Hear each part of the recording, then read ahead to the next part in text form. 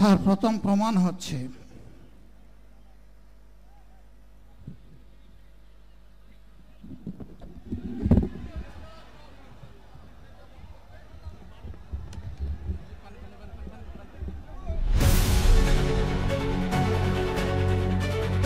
অন্তর্বর্তী সরকারের প্রধান উপদেষ্টা ডক্টর মোহাম্মদ ইউনূসের সহমর্মিতা স্মরণীয় হয়ে থাকবে বলে জানিয়েছেন জামাত ইসলামের আমির ডক্টর শফিকুর রহমান।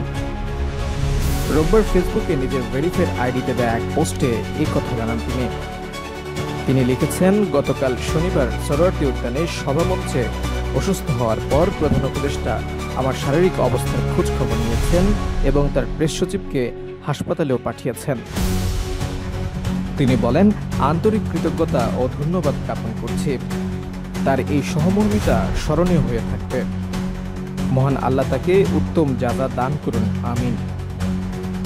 হাসপাতালে অবস্থানকালে যারা সরাসরি খোঁজ খবর নিয়েছেন তাদের মধ্যে রয়েছেন বিএনপি মহাসচিব মির্জা ফখরুল ইসলাম আলমগীর, বিএনপির স্থায়ী কমিটির সদস্য ডক্টর আব্দুল মঈন খান, ইসলামী আন্দোলনের মহাসচিব মাওলানা ইউনুস আহমদ, খেলাফত মজলিসের আমির মাওলানা আব্দুল বাসিত আজাদ, মহাসচিব অধ্যাপক ডক্টর আহমদ আব্দুল কাদের এবং খেলাফত মজলিসের অন্যতম সিনিয়র নেতা আহমদ আলী কাসেমি, এনসিপি, খেলাফত আন্দোলন ও জমিয়তে উলামায়ে ইসলামের নেতৃবৃন্দ।